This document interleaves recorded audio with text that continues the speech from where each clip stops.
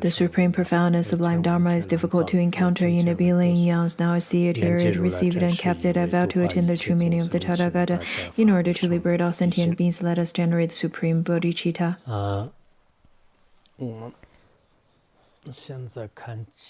Good. So let's take a look at A Journey to the West.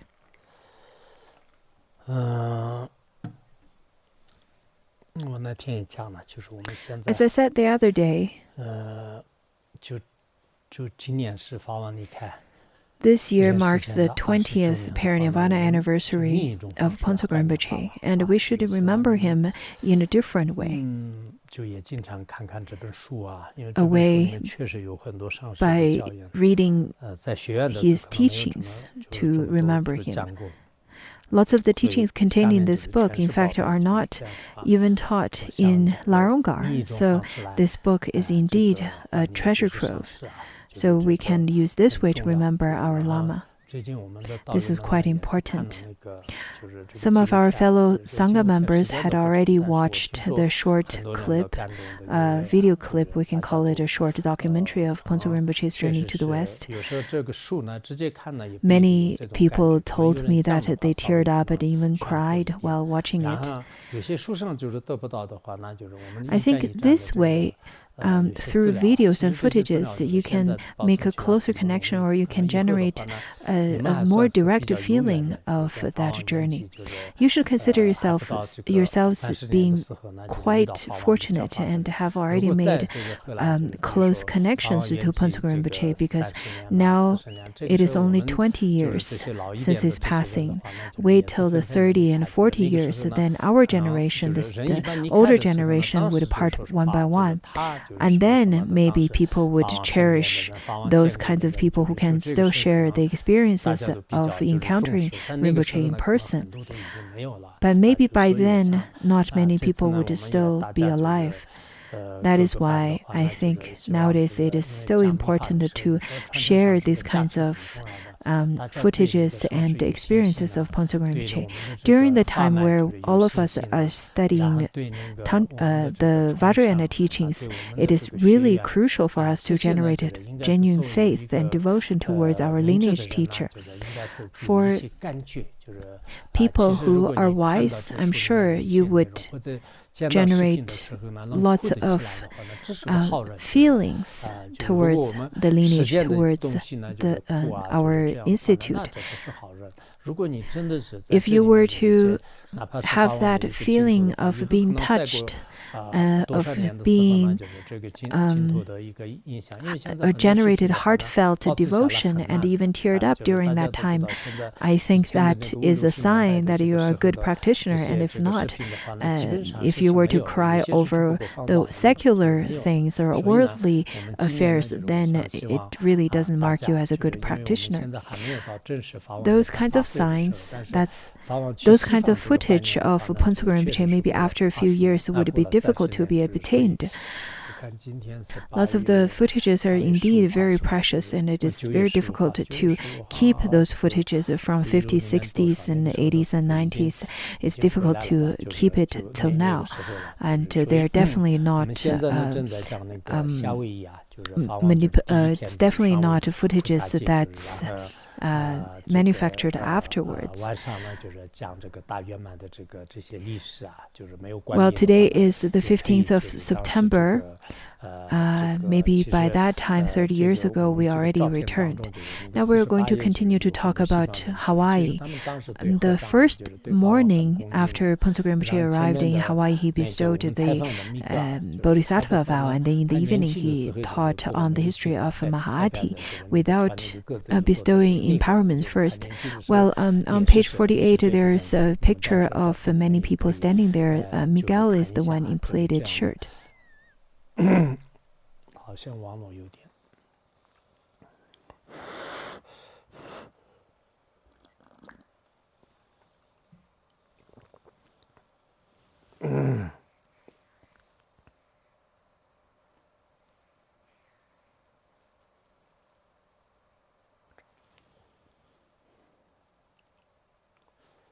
Where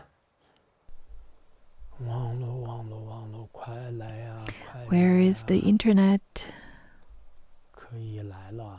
Okay, internet is here. See, it comes when I call for you, so that's very good of you. That's very kind of you. Now, today we'll continue with the prophecies of the Buddha. Yesterday we had already talked on the history of Shakyamuni Buddha from the Sutrayana's point of view. Those kinds of titles were added afterwards. However, when Phuntsok Rinpoche gave the teachings, he in fact gave the entire teaching altogether at once. How did the Vajrayana teaching, the Secret Mantrayana, thrive in the world?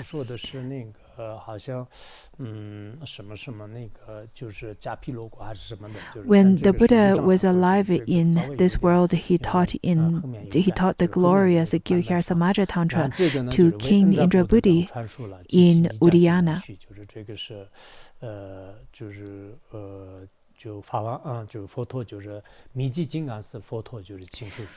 The Guhyasamaja Tantra was taught directly from the Buddha. And then in front of the meritorious Dhanyakataka Stupa in southern India, he taught chanting the names of Manjushri and Kalachakra Tantra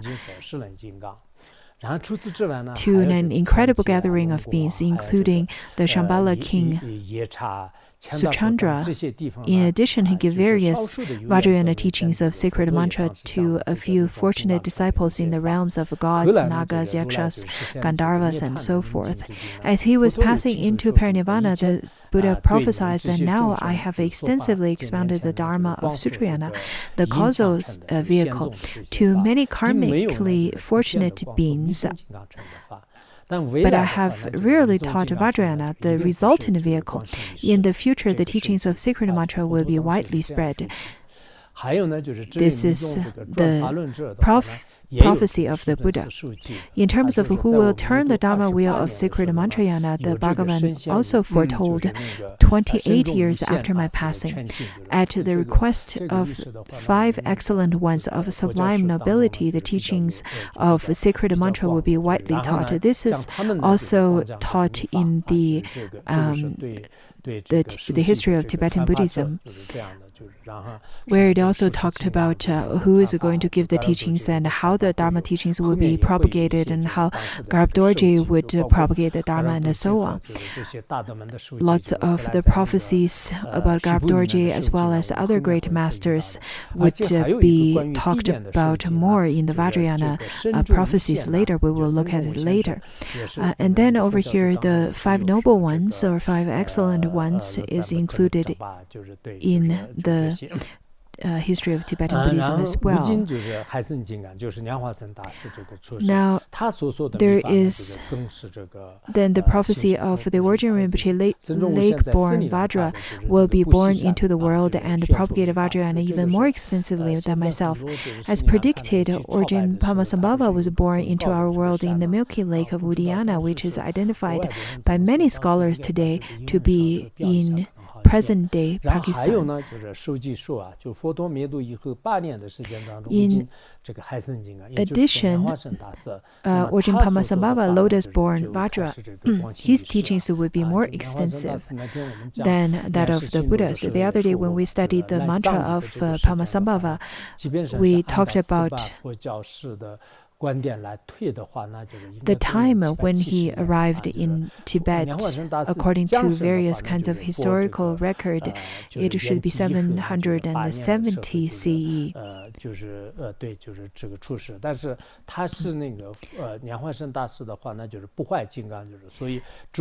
Initially, this prophecy, according to this prophecy, that after 8 years of his passing, of the Buddha's passing, Pamasambhava should already have been born. But because he is the indestructible Vajra, indestructible Vajra body, therefore he would abide in this world for a very long period of time. There are people who would say that, oh, Pamasambhava is just a folklore person and not a real person and so on. However, according to the true history of the real historical record in the year 771 CE, that is the conflict between Buddhism and Buddhism. And Bon tradition, before that, that was 7 years before that, that was the Bodhisattva when he enters into Tibet and propagate the Dharma. I think you should remember those kinds of time. In terms of the Milk Sea of Pakistan, since the country Pakistan was established in 1947, I don't think well, I believe according to a different historical record, it states that he was born at a different place. So that was the prophecy. In addition, the sutra requested by the Immaculate Goddess also clearly prophesies the Dharma will spread to the north and flourish in the northern territory of the land of snows. Some prophecy also says that the Dharma will flourish to the south in the southern territory. Today, it is true that the Buddha Dharma is essentially flourishing in Sri Lanka and the land of Tibet. In Sri Lanka, the doctrines of a common vehicle flourish as well the land of Tibet.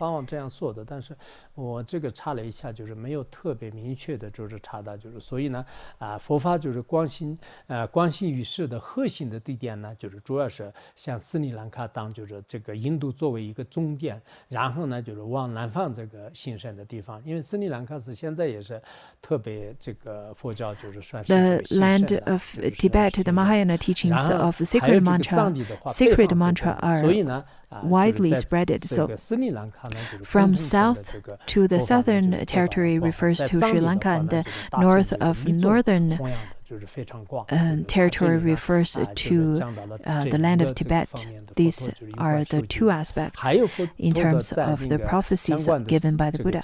Moreover, the Buddha also prophesied in sutras the appearances of many learned and accomplished masters. For example, he had predicted that many great masters such as Nagarjuna, Saraha, and others. Well, I couldn't find the prediction of Saraha, but for Nagarjuna, I have already found it. These kinds of learned great masters would appear in India. There are also prophesied that several Dharma kings, such as Sun Sun Kampo and so on, would also successively appear in the snowy land of Tibet.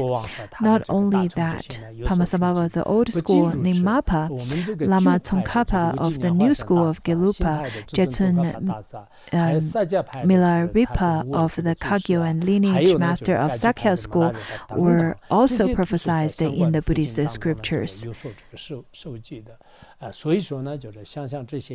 So, reflecting on all of these prophecies, we should realize that our root teacher, Buddha Shakyamuni, is truly extraordinary. Nowadays, in this world, there are many scientists who tirelessly engage in scientific research.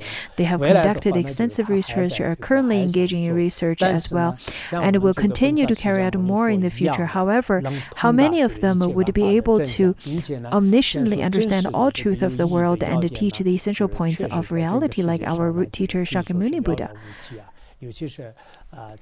Especially when it comes to the Buddha's teachings in the sutras, which covers in great detail and extensiveness of both the macro and micro world. He taught on the truth in both of the perspectives.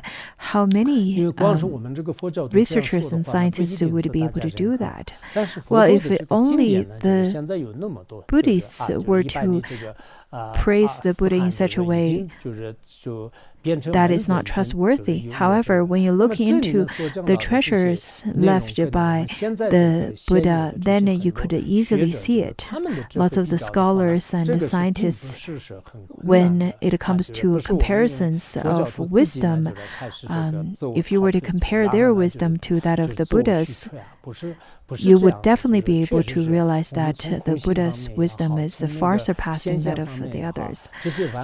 Let it be from the conventional truth or the ultimate truth, or when it comes to the teachings on karma of the sentient beings, whenever we compare to all different perspectives and aspects, we can see that the Buddha is indeed magnificent. In a word, according to the prophecy of the omniscient Buddha who possessed miraculous power and a great compassion, the Secret Mantrayana teachings will gradually become prevalent in many regions. Now the next, the flourishing of the great perfection. When Phuntsok Rinpoche was giving the Dharma teaching in such a way, when I was listening to it, I didn't realize it, but when I was actually working on transcribing and writing on it, I realized how much wisdom and how great this talk is, how much wisdom it contains, and how great this speech is. Within the teaching of Sacred Mantra, there are 3 outer classes of Tantra and 3 inner classes of Tantra, each of which has a rich history and how it has been disseminated. However, since the others are not the subject that you have requested this time, I will not elaborate on their history. Here, I will focus on how the great perfection or Dzogchen has been brought into this world and flourished. Over there in Hawaii, because the majority of people really want to hear the Dharma teaching on the Dzogchen, therefore Phuntsok Rinpoche give the teachings over here on Dzogchen only. Initially, this part is not translated into Chinese language, especially since you have already received the Ninti Gyapshi last year. I think it is quite crucial to translate this part from Tibetan language into Chinese. Anyhow, after finish translating it, I think it must be very beneficial to those of you who want to learn about it. So how have the Great Perfection Doctrine been spread? Initially, the source of all Buddhas, the primordial Buddha, Dharmakaya Samadabhadra, demonstrated the perfect, complete, and surpassable enlightenment. Then, by the unobstructed power of his blessing, the 3 supremes of the 3 regions naturally emerged. The representative of the enlightened body, the Vajrasattva statue that is made of 101 kinds of precious jewels in the size of a human at the time when human lifespan is 100 years. In fact, we also have a crystal-made Vajrasattva statue. It simply, that statue is made of the materials. Also, the causes and conditions of that statue is very special. It's not much of a difference than a human size, maybe a little bit smaller. And at the time when we had that Vajrasattva statue, Phuntsok Rinpoche also used this particular teaching. And Vajrasattva is the main deity of 100 categories of deities. It is not that we only chant the mantra and then believe that he has only a little bit of ability as such. It's not like that at all. And then in terms of the speech, the representation is the sole heir of the doctrine Tantra, the 4-finger with white written with gold on aquamarine paper. The representative of the enlightened mind, a crystal Vajra with the length of a forearm of a human being at the time when human lifespan is 100 years. These 3 are called the 3 supremes or 3 regions of Buddhism. In whichever realm these 3 appears, the sentient beings will enjoy peace and happiness free from suffering. Also, in that realm, the Vajrayana doctrine of Sacred Mantra will naturally flourish, and many sentient beings will naturally accomplish spiritual attainment with no great effort required.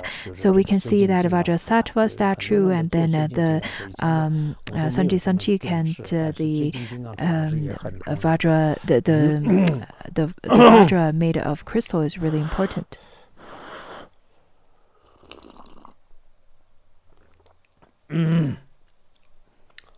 With the blessings of the three supremes, the 12 great teachers of Dzogchen had already appeared in different places in realms in succession. The 12 great teachers of Dzogchen is included in the Shastri of Garland that is now included at the beginning of the book that is called Lamayantik. And then when the three supreme naturally emerged in the realm of Akanishta by the unobstructed power of his mind, the Buddha Samadabhadra transmitted the teachings to the great perfection to the 5 Buddhas of the 5 families. So this is the Dharmakaya realm, who are actually his own self-reflection in the way of direct mind transmission of the Buddha. In the pure Sambhogakaya field of Agnisha, the self-existing Tantra, so heir of the doctrine Tantra, descended into the palm of Vajrasattva. Thereby, the doctrine of great perfection became prevalent in the realm of gods, humans, nagas, and so forth. In the Nirmanakaya realm, this self-existing Tantra has been existing in the space above Bodhgaya, always proclaiming itself, and will remain in space there for many years to come. It is self-born, naturally born. It is not made by anyone. This sole heir of the doctrine Tantra. Last year, you have already received the oral transmission and empowerment of it. For those of you who have received the oral transmission and empowerment, it would be the best for you to chant it once every day. If you really couldn't do that every day, at least you can wear it, since it is liberation upon touching.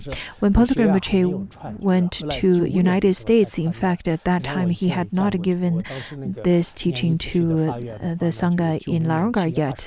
He only gave the teachings in 1995, and I made the aspiration to chant it every single day.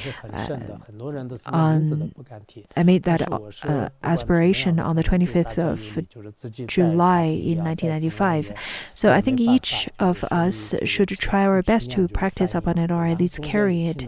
Many people does not even have the courage to even say the name, since it's such a profound teaching, the sole heir of the doctrine Tantra. I myself am currently translating it. I think to myself that even if it means that I will go to hell realm, but as long as it will be beneficial to all of you, I am still translating it. I'm currently on the 5th chapter out of 7th chapter. Without any accidents, hopefully I will be able to finish translating it. Now it is said that as long as the sole heir of the doctrine Tantra remains there, the great perfection doctrine will not vanish, and it will continue to flourish evermore. Anyone who practices it will achieve accomplishment and attain extraordinary states of enlightenment. Other than this text, the representatives of the enlightened body and mind are present in different worlds as well for the benefit of sentient beings there.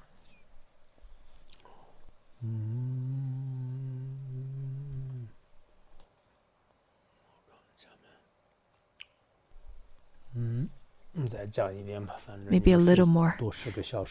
Well, sleeping for 10 more minutes doesn't really matter. So let us maybe continue a little more with the Dharma teachings instead. Now, with the blessings of the sole heir of the doctrine Tantra, the first human Dzogchen master, Ngrab Dorje, was conceived without a father and was born in Oddiyana, west of India. Ngrab Dorje relied on the blessings of sole heir of doctrine Tantra, because he was the first who propagated the Dharma teachings in the human realm. Now, he was born in Oddiyana, west of India. He arrived instantly in Agnisha in the presence of Vajrasattva. From Vajrasattva, he received the entire 6.4 million tantras, stanzas of the great perfection, and all the dzogchen endowments, such as the entire anointment of omnipresent transmissions, as well as all the practice, guidance, and path instructions. Garab Dorje had memorized all the 6.4 million stanzas by heart and compiled them into the doctrine of great perfection. These are included in another text called the wish-fulfilling jewel of the lineage. I hope that you can read into it. And when Garab Dorje turned the wheel of Dharma, there was a learned Buddhist scholar in India called Manjushri Mitra, or Jambhala King in Tibet, who was perfectly versed in the 10 sciences. He heard that Garab Dorje had proclaimed that the karmic law of cause and effect did not exist, so he decided to debate with him, and he found Garab Dorje. But even when he had exhausted his storehouse of knowledge, either that of the basic or advanced vehicle, he still could not defeat Garab Dorje. Having lost the debate, he employed his miraculous power in the wish to overcome the master, but failed again. Realizing that he was wrong and feeling ashamed, he begged Garab Dorje for forgiveness and followed him as a disciple. This is a brief history and a story about Garab Dorje and Manjushri Mitra. From Master Garab Dorje, he received the great perfection doctrine in its entirety. When Garab Dorje's enlightened activities in this world were completed, he entered parinirvana at Dhanatika River. Jambhala King cried out in despair and expressing deep grief, lamented, "If you enter parinirvana, the lamplight of Buddha Dharma will dwindle and die out, and all sentient beings will be trapped in unbearable suffering." At that time, Garab Dorje's body had already dissolved into rainbow light. However, being moved by his disciples' cry in clear light, in the midst of rainbow light, Garab Dorje's right hand and forearm appeared, in which was a small golden casket containing the teachings of the 3 vital statements that strike the crucial point. Garab Dorje handed his last teachings to Jambhala King. Later, Jambhala King compiled 6.4 million stanzas and he received from Garab Dorje into 3 categories: the outer category of mind, the inner category of space, and the secret category of path instructions. This is the story between Garab Dorje and his disciple Jambhala King. Afterward, Jambhala King turned the wheel of Dharma for humans and non-human spirits in the great Sosaline charnel ground. At that time, there was a master named Sri Singha in a place called Auspicious Gate in today's Xi'an city. I think it is probably similar to then China is probably similar to the now Tibet, and have had many different kinds of knowledge. So he said that he had attained all 8 common spiritual accomplishments and was a great erudite who was well versed in the 18 sciences. Once Avalokiteshvara appeared and prophesied to him, "Noble son, your root guru in many lifetimes now lives in Sosaline charnel ground in India. Go and find him." Then, through his miraculous power, Sri Singha flew in space about 1 foot in height above the ground and reached Sosaline, India in only 7 days. He met Jambhala King, followed him, and received all his teachings without exception. Maybe he's traveling, since he traveled for 7 days, he's faster than normal beings on foot to travel there on foot, but still slower than maybe trains or cars. Anyhow, he used the 7 days to travel to Jampa Xingning. Finally, Jampa Xingning passed into parinirvana by transforming his body into a beam of rainbow light and disappeared. Seeing this, Sri Singha wept in distress and prayed to his teacher. Then from the sky descended Jampa Xingning's last instruction, which is the 6 experiences of meditation. In fact, the 4 Vidyadhara's last teachings are still existent in Tibetan language. Sometimes I, in fact, thought to myself whether I should translate that, because there are different commentaries given by great masters as well. Anyhow, over here, he continued to say that by chanting it, Sri Simha's mind became non-dual with the wisdom of his guru.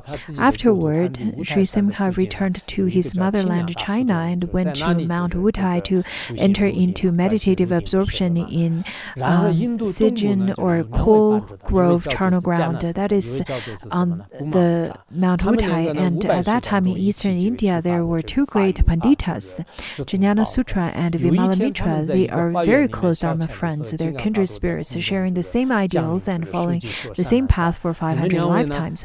One day, when they were entertaining themselves in a garden, Vajrasattva descended from the sky and prophesied to them, "Noble sons, both of you have been Panditas for 500 lifetimes, but still have not yet attained Buddhahood. If you want to reach Buddhahood in this very lifetime, you should go to the Cool Grove charnel ground in China."